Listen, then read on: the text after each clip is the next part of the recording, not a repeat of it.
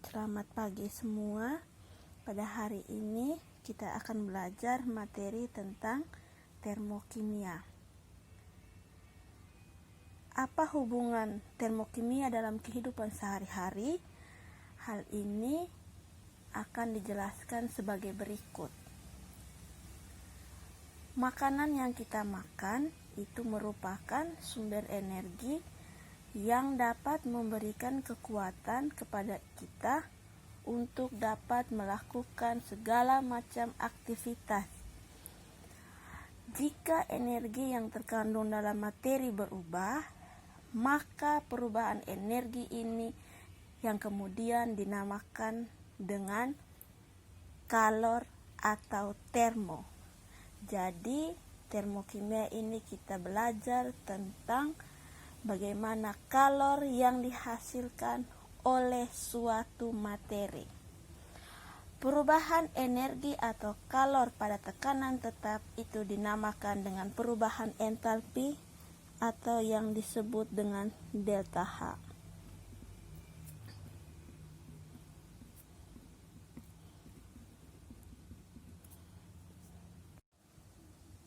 Jadi, dalam termokimia kita belajar ada dua jenis reaksi. Reaksi yang pertama itu adalah reaksi endoterem, sedangkan reaksi kedua adalah reaksi eksoterem. Reaksi endoterem itu merupakan reaksi yang menyerap kalor atau panas. Sedangkan lawan dari reaksi endoterem adalah reaksi eksoterem, reaksi yang melepaskan kalor atau panas. Dalam reaksi endoterem itu delta H-nya akan bernilai positif, sedangkan untuk reaksi eksoterem delta H-nya akan bernilai negatif. Itu yang akan membedakan mana reaksi eksoterem dan mana reaksi endoterem. Dalam termokimia juga kita belajar atau kita kenal yang disebut dengan istilah sistem dan lingkungan.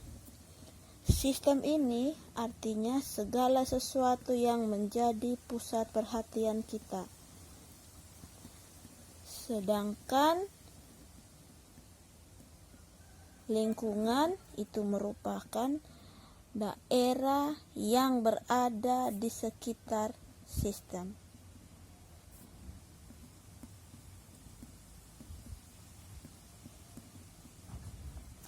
Saya kasih contoh sama seperti ada sebuah gelas dan di dalam gelas itu kita letakkan dengan beberapa bongkahan es batu.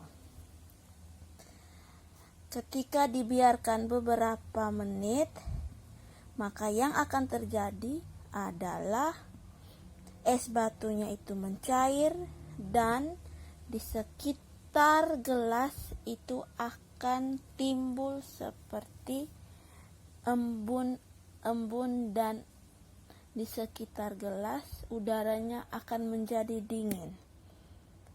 Nah, sekarang yang menjadi sistem itu adalah es batu yang sudah mencair, sedangkan sistem itu adalah daerah di luar dari gelas, yaitu daerah yang terdapat embun-embun akibat dari proses pencairan es batu.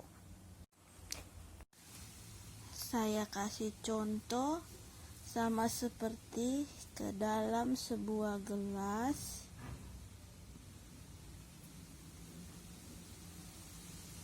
yang berisi air dilarutkan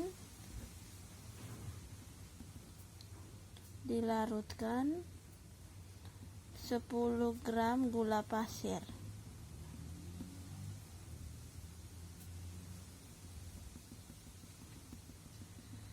Jika di sini gula pasirnya sebagai sistem, yang manakah sebagai lingkungan?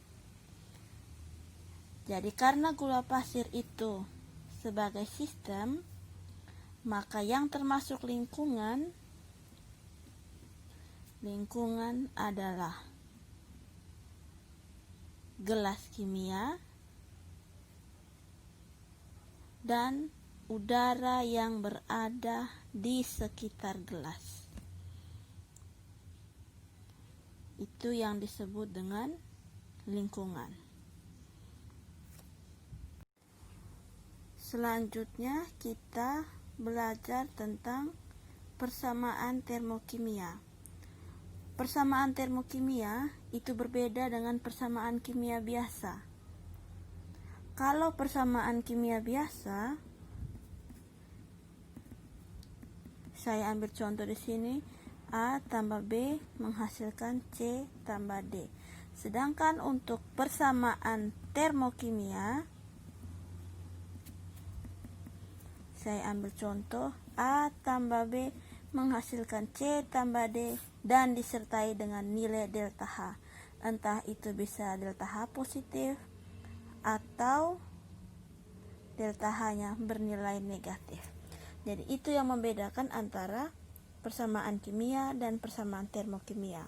Kalau persamaan kimia itu tidak ada nilai delta H-nya, sedangkan untuk persamaan termokimianya itu harus mempunyai nilai delta H.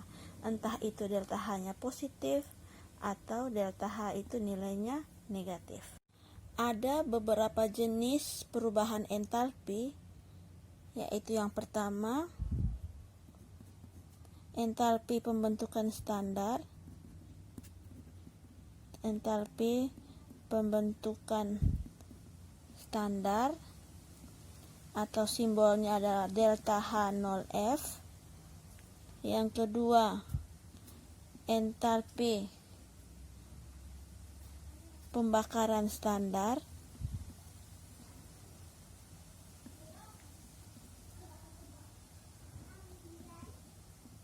Yang simbolnya delta H0C.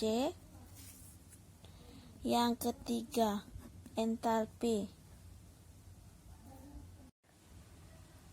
yang ketiga adalah entalpi penguraian standar.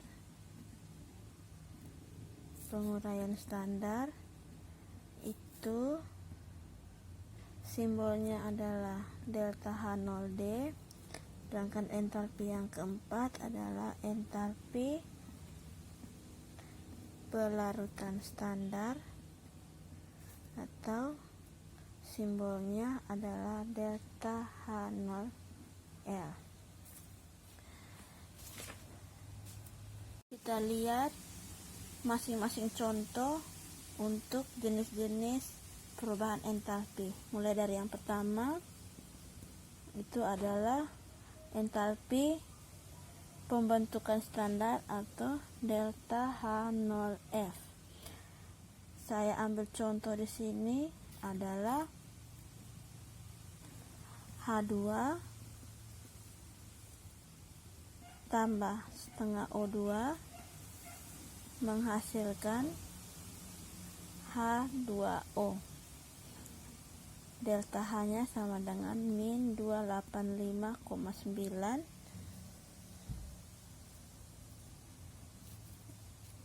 kilojoule per mol.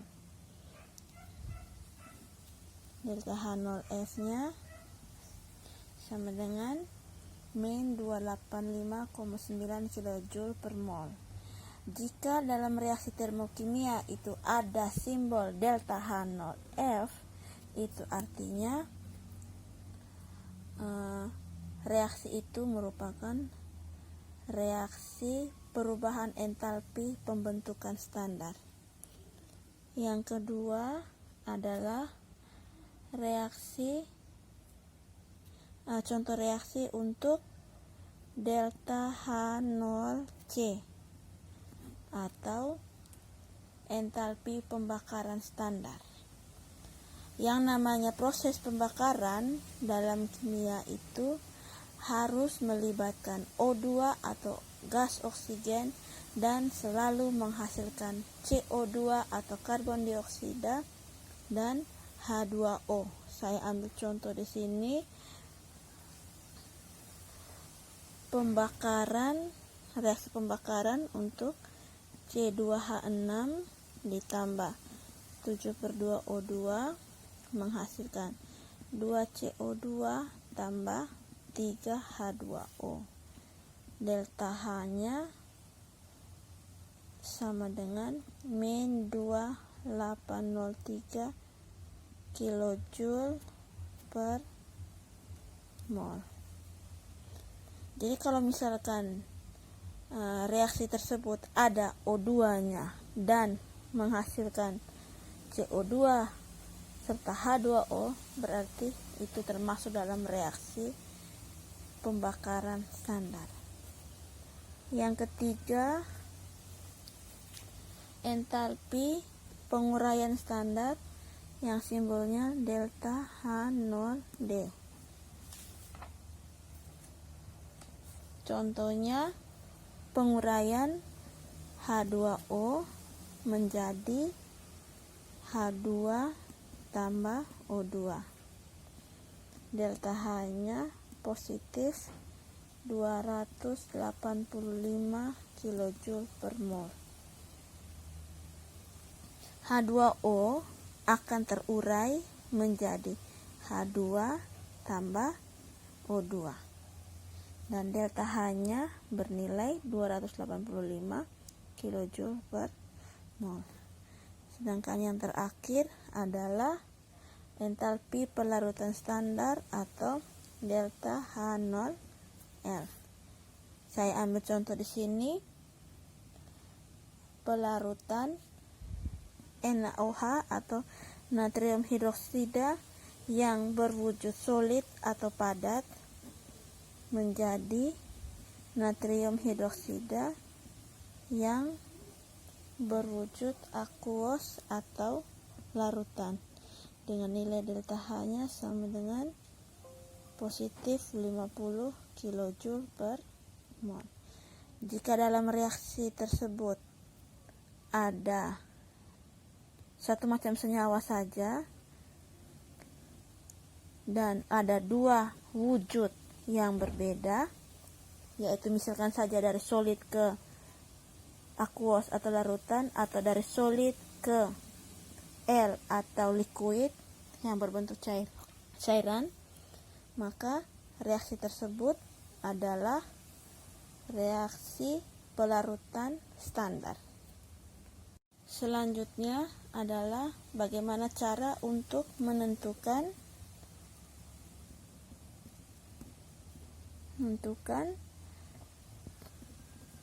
harga delta H. Jadi di sini ada 4 cara untuk menentukan harga delta H. Yang pertama dengan menggunakan kalorimeter.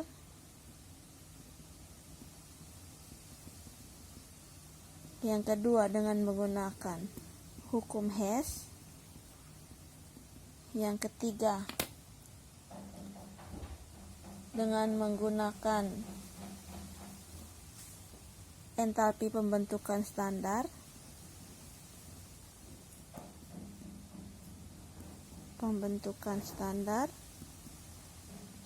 Sedangkan yang terakhir dengan menggunakan data energi ikatan. Kita akan lihat masing-masing, mulai dari kalorimeter, yang kedua hukum Hess, yang ketiga entalpi pembentukan standar, yang keempat data energi ikatan. Yang pertama dengan menggunakan kalorimeter. Dalam kalorimeter ada dua macam kalorimeter di sini, yaitu kita bisa mengukur delta H dengan menggunakan kalorimeter biasa dan kalorimeter Bohm.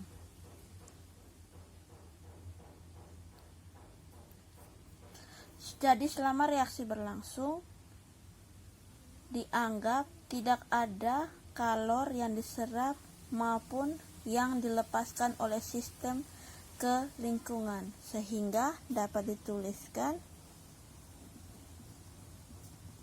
Q reaksi tambah Q kalorimeter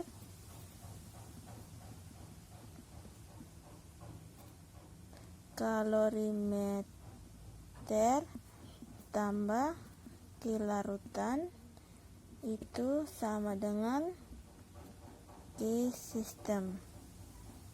Q reaksi tambah Q kalorimeter tambah Q larutan sama dengan 0.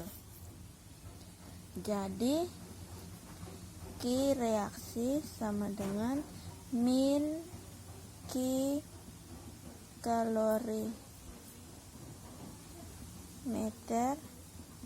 ditambah Q larutan.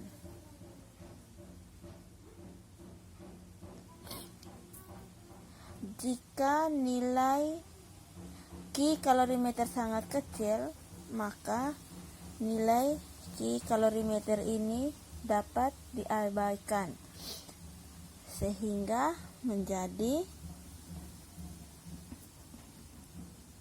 Q reaksi sama dengan min Q larutan, sehingga rumusnya menjadi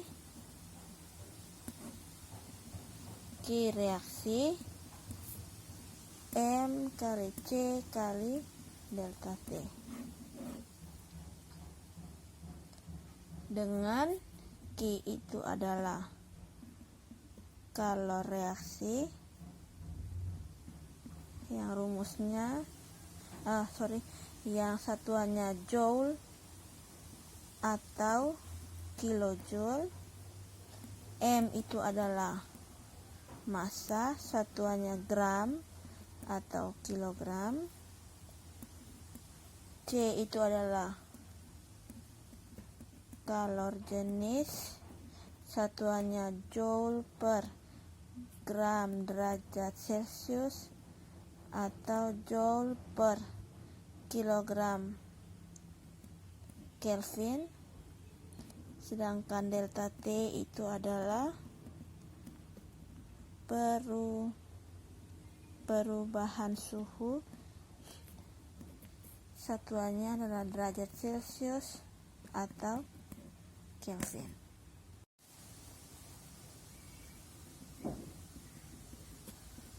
Contoh soal.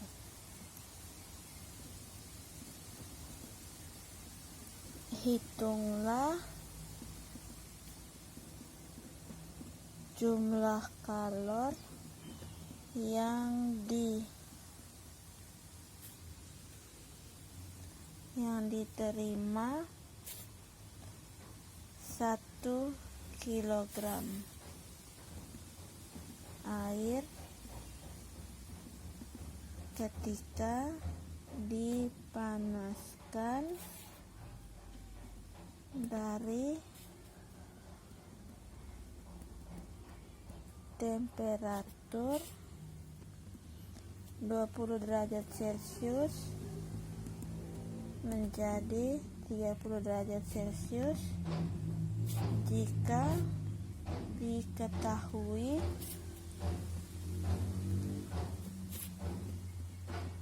kalor jenis air sama dengan 4,2 joule per gram derajat Celcius. Yang pertama adalah diketahui M atau massa 1 kg sama dengan 1000 gram. Terus delta T 30 derajat Celcius dikurangi 20 derajat Celcius itu sama dengan 10 derajat Celcius. C atau kapasitas kalor jenis air itu nilainya sama dengan 4,2 Joule per gram derajat Celcius. Yang ditanyakan adalah nilai Q-nya. Penyelesaian Q sama dengan M kali C kali delta T. Masukkan nilai M yang kita sudah rubah dari kilogram menjadi gram, menjadi 1000 gram, dikali nilai C-nya itu adalah 4,2 Joule per gram derajat Celcius, dikali dengan delta T yang sudah kita hitung tadi 20 derajat Celcius menjadi 30 derajat Celcius. Jadi untuk delta T-nya 30 derajat Celcius dikurangi 20 derajat Celcius menjadi 10 derajat Celcius, sehingga nilainya menjadi gram satuannya kita coret, derajat Celcius tinggal satuannya adalah J atau Joule. 1000 dikali 4,2 dikali 10 menjadi 42.000 Joule. Kemudian kita bisa bawakan ke kilojoule menjadi 42 kilojoule. Yang kedua, menghitung delta H reaksi dengan menggunakan hukum Hess. Hukum Hess ini berbunyi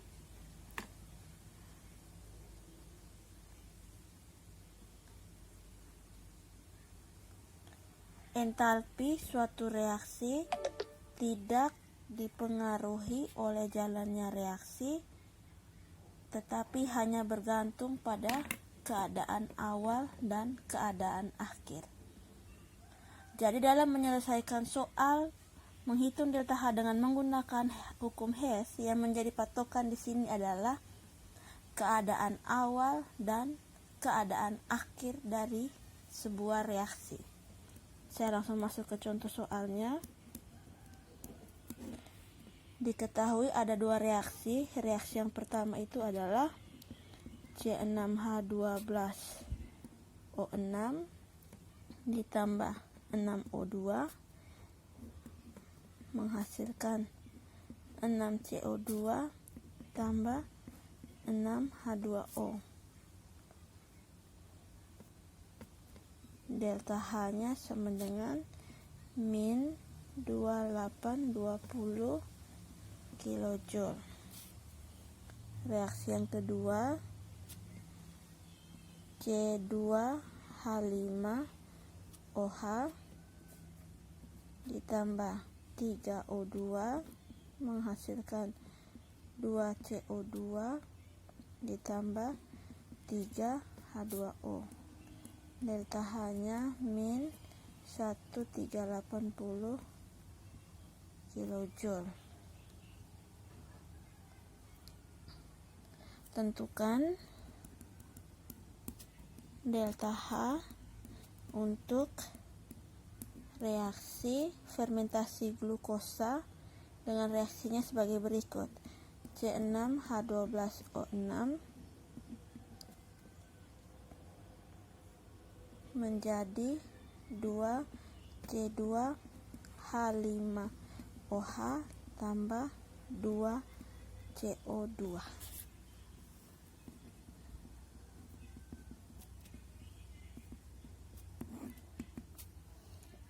Jadi yang menjadi patokan di sini adalah reaksi yang ditanyakan. Jadi hukum Hess yang tadi berbunyi tidak melihat jalannya reaksi, tetapi yang dilihat adalah keadaan awal dan keadaan akhir dari sebuah reaksi. Jadi patokannya di sini adalah keadaan akhir dari sebuah reaksi. Ini yang menjadi patokan, reaksi ini yang menjadi patokan. Oke, sekarang kita lihat dulu. C6H12O6. Dia ada pada reaksi 1 atau reaksi yang kedua. Jadi C6H12O6 ada pada reaksi pertama. Letaknya ada apakah sama di sebelah kiri anak panah atau di sebelah kanan anak panah. Kalau letaknya sama sebelah kiri anak panah, jadi kita tinggal langsung menuliskan saja reaksinya tanpa merubah nilai dari delta H karena letaknya sama-sama di sebelah kiri anak panah. Lain halnya kalau misalkan reaksi yang ditanyakan berbeda dengan reaksi yang diketahui. Tetapi karena ini sama-sama berada di sebelah kiri anak panah, jadi kita tinggal menuliskan saja reaksi 1. C6H12O6 tambah 6O2 menghasilkan 6CO2 tambah 6H2O. Delta H-nya sama dengan min 2820 kJ. Jadi kita jangan merubah reaksi ini. Kenapa tidak boleh merubah reaksi 1? Karena sesuai dengan yang ditanyakan, C6H12O6 itu sama-sama letaknya ada di sebelah kiri anak panah. Dan juga nilai koefisiennya sama-sama 1. Tidak ada perubahan di situ. Nah, sekarang kita beralih ke yang reaksi yang ditanyakan yang kedua, yaitu C2H5OH. C2H5OH ini yang ditanyakan itu ada di sebelah kanan anak panah, sedangkan yang diketahui di soal itu ada di sebelah kiri anak panah. Oleh karena itu kita harus merubah semua reaksinya supaya sesuai dengan reaksi yang ditanyakan. Kemudian kita lihat kembali. Reaksi yang ditanyakan ini C2H5OH itu ada 2 koefisien. Artinya jumlah mol C2H5OH itu ada 2, sedangkan yang ditanyakan itu cuma 1. Jadi patokannya tadi adalah reaksi yang ditanyakan. Oleh karena itu kita harus reaksi yang kedua ini harus kita kali dengan 2 supaya sesuai dengan reaksi yang ditanyakan, sehingga saya dapat menuliskan sebagai berikut. 4CO2 ditambah 6H2O menghasilkan 2C2H5OH tambah 6O2. Delta H-nya menjadi, ini kita kali dengan 2 menjadi positif 2760 kJ. Nah, sekarang pertanyaannya, kenapa 4CO2, kenapa 6H2O, kenapa 2C2H2, kenapa 2C2H5OH dan kenapa 6O2, dan juga kenapa delta H-nya berubah dari negatif menjadi positif? Hal itu disebabkan karena reaksi yang ditanyakan. Karena patokannya di sini adalah reaksi yang ditanyakan. Reaksi yang ditanyakan itu adalah letaknya ada di sebelah kanan anak panah.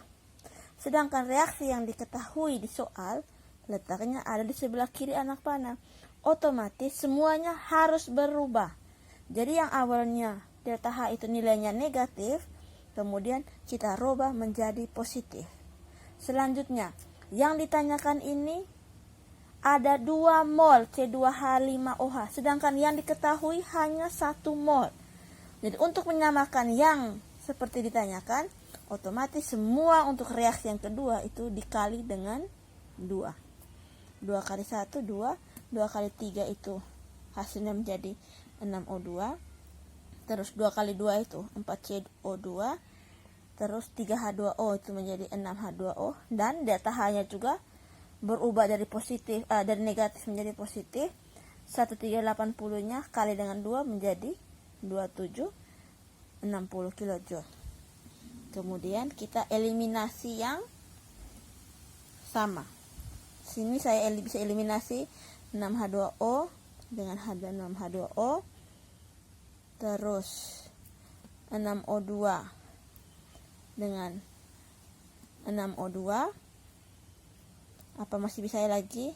Nah, sekarang di sebelah kiri 4CO2, di sebelah kanan ada 6CO2. Kita tidak bisa eliminasi, kita hanya eliminasi.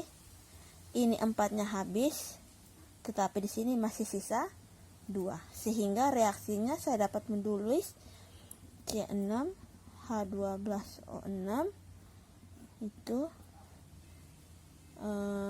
2C2H5OH tambah 2CO2. Delta H-nya sama dengan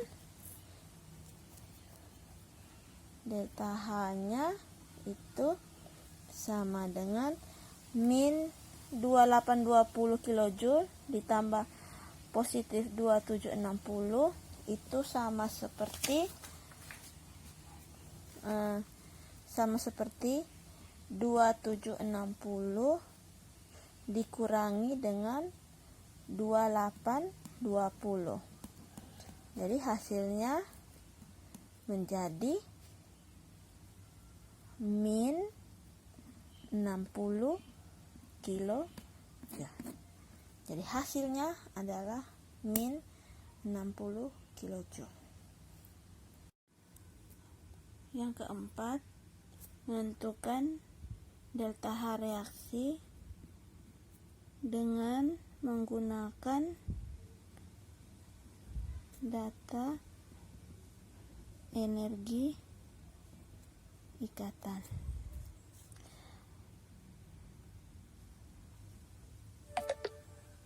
Rumusnya delta H sama dengan sigma energi pemutusan ikatan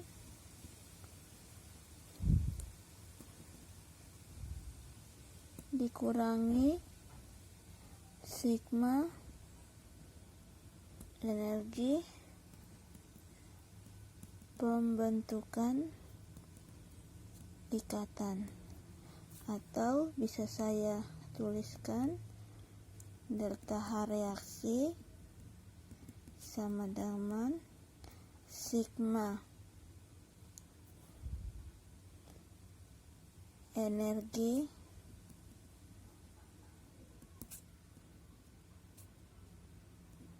reaktan atau bereaksi dikurangi sigma energi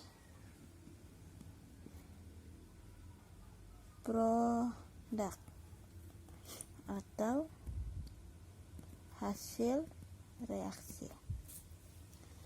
Contoh soalnya,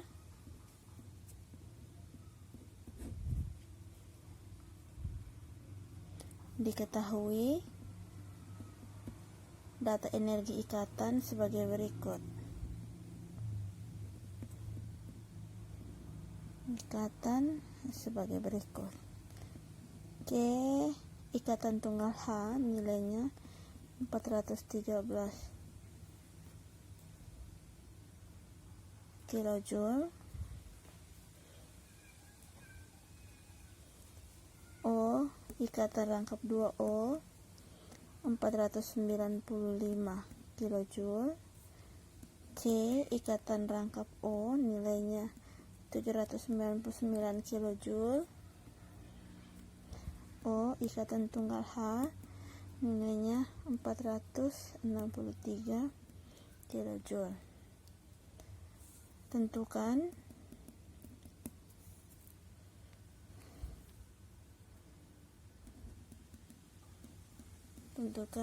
perubahan entalpi atau delta H untuk reaksi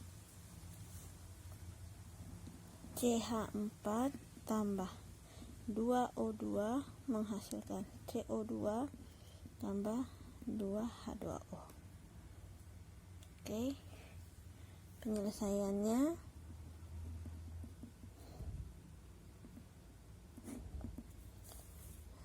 rumusnya adalah delta H sama dengan sigma energi pemutusan ikatan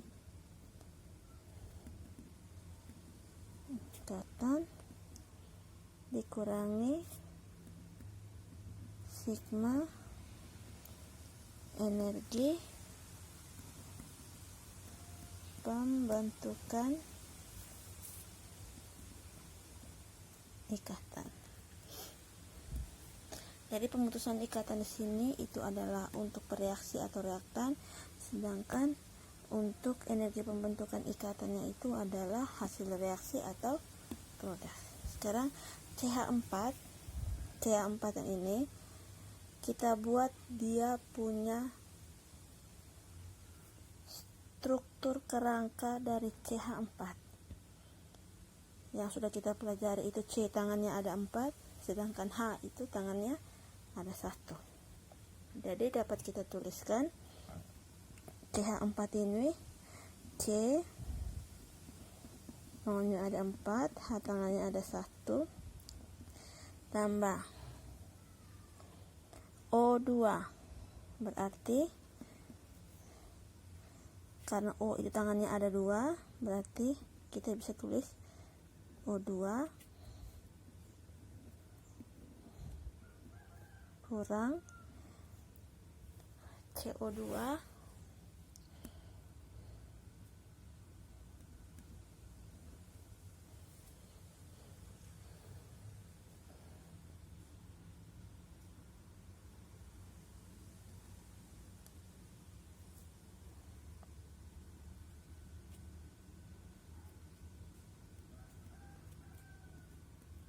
ditambah H2O.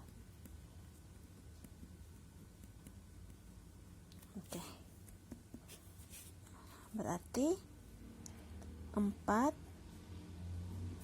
dikali ikatan tunggal C dengan H itu jumlahnya ada 4. 1, 2, 3, 4. 4 kali CH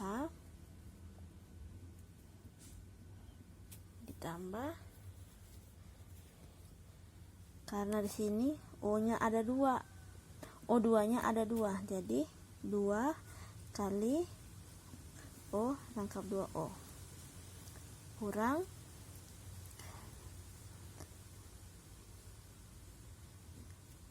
di sini C rangkap 2O itu ada 2. 1, 2. 2 kali C rangkap 2O ditambah ikatan antara O dengan H itu ada 2. 1, 2, berarti 2 kali karena di sini 2H2O, karena O ikatan tunggal H-nya ada 2, berarti 2 kali 2 sehingga menjadi 4 ikatan O tunggal H. Tinggal kita masukkan nilainya menjadi 4 kali C ikatan tunggal H, nilainya 413 kJ, 413 kJ tambah 2 kali O ikatan rangkap O 495 kJ kurang 2 kali C rangkap 2O, nilainya 799 kJ ditambah 4 kali O ikatan tunggal H 463 kJ, sehingga 4 kali 413 tambah 2 kali 495 itu nilainya 2642 kJ dikurangi 2 kali 799 tambah 4 kali 463 itu nilainya sama dengan 3450 kJ, sehingga hasilnya delta H reaksinya menjadi 2642 kJ dikurangi dengan 3450 kJ, hasilnya menjadi min 808 kilojoule.